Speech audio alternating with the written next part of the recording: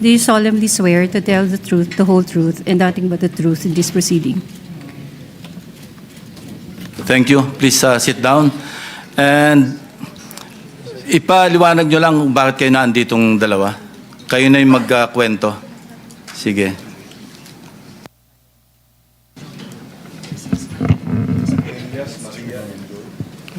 Good afternoon po. But we have their real names. Nandiyan naman sa invitation. Thank you. Okay, so we are working for our boss, Rico Ocampo, who was the previous tenant of 30 Tamarind at Forbes Park. 30 Tamarind South Forbes. South Forbes, Yeah. sir. Kayo yung mga staff ni Mr. Rico Ocampo. Kami po, yes po, office staff po ni Yeah. Sir. Na siya yung tenant doon sa bahay na naibenta noong April 2023. Go ahead. That is Continue. correct, Your Honor. And then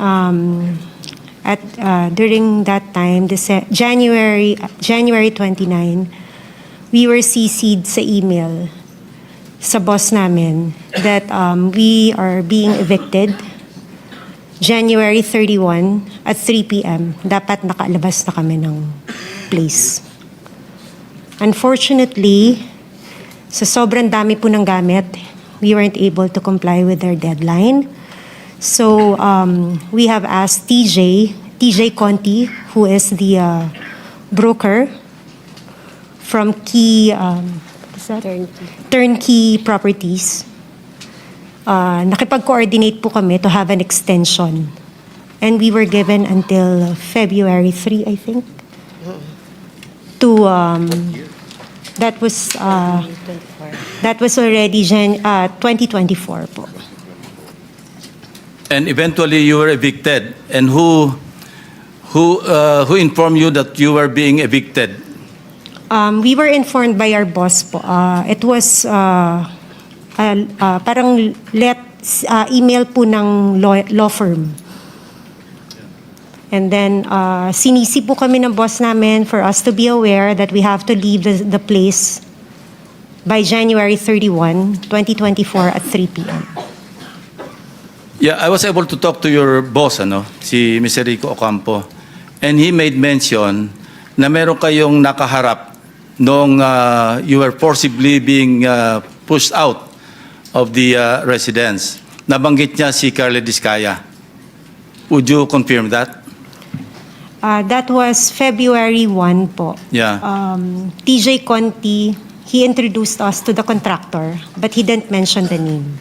Yeah. But how did you know that that contractor being referred to by TJ Conti is actually Mr. Discaya? Well, actually, sir, we already mentioned to our boss nung lumabas yung mukha po ni Mr. Discaya. Nasabi ko, kamukha Saan lumabas ang sa mukha? TV po, when the flood control project is being brought up. No? During the hearings? Yes, during the hearings. Okay, so sabi ko sa boss ko, sorry Yeah. about that. Sabi ko po sa boss ko, tsaka sa colleague ko, tingnan nyo nga, ma'am, tingnan mo pong maigi itong mukha na to. Hindi ba ito yung contractor na pinakilala sa atin ni TJ Conti? And then we both agreed na siya nga.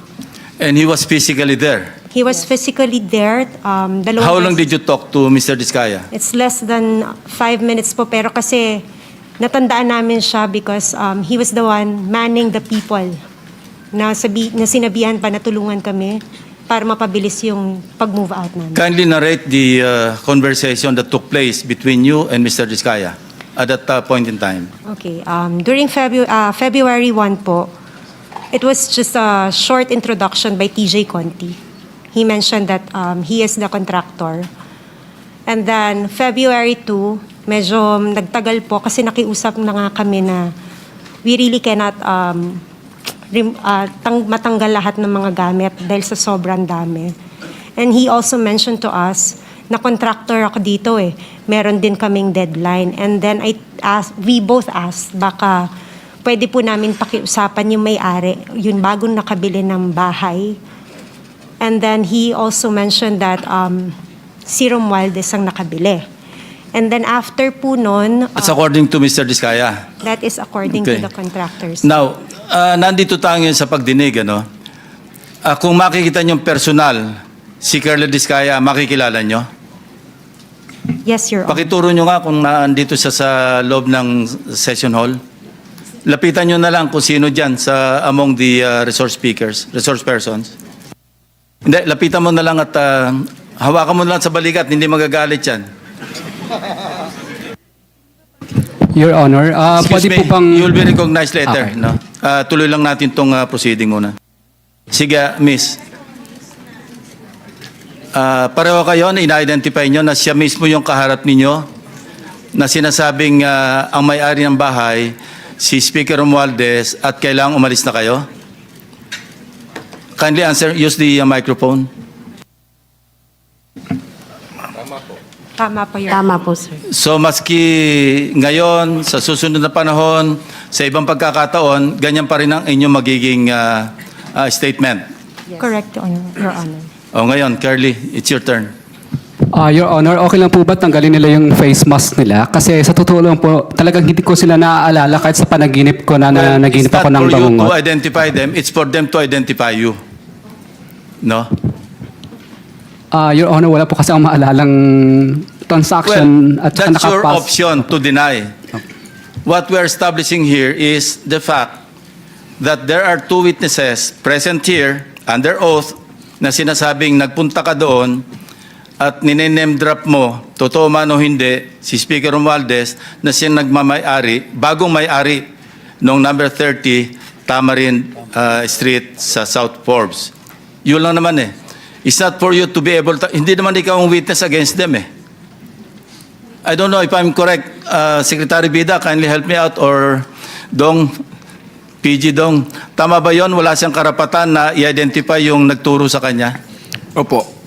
Ang right to confrontation ho kasi, kung yun ho ang iniisip ni Mr. Diskaya, will come at the appropriate time. But for purposes of identification, ang kakailanganin lang po ay yung taong mag-identify dun sa taong kikilalanin. Thank you, PG Dong.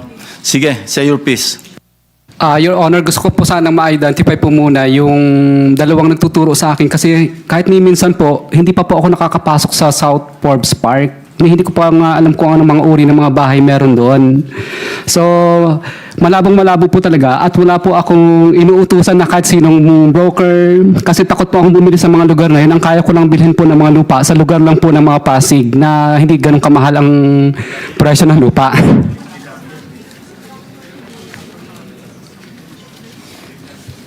Hindi ko naman sasabing bumili ka eh.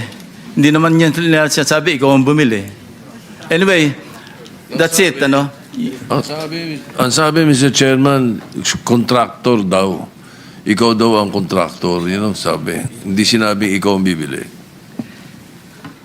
Your Honor, hindi po talaga, hindi pa po kami nakakapasok sa South Forbes Park. Settled na yan. At isang beses. Opo. They pointed to you, they identified you, and you are denying. Period. Mr. Chair, follow-up question. Yes, Senator Risa. Salamat, Mr. Chair.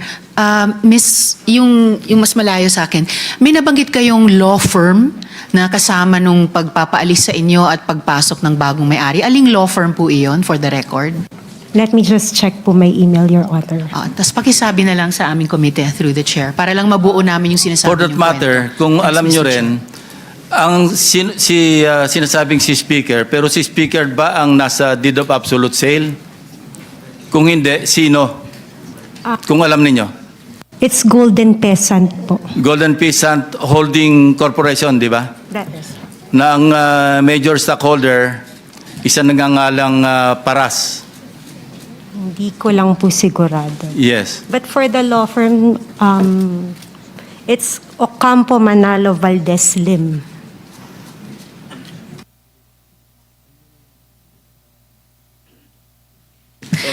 Salamat po, Mr. Chair. Una, a point of information lang. Nabanggit po kasi kanina na dapat sana fina-flag na ng COA yung mga iniimbestiga ng aming komite na flood control projects, either na ghost or substandard. No, yung sinabi kanina ni Senator Kiko. So, yung point of information dyan ay, in fact, ang COA ay nakapag-flag na ng 4 na proyekto sa Bulacan amounting to a total of 330 million pesos. So baka habang dumadaan ang panahon ay mas marami pang mafa-flag ang COA. So,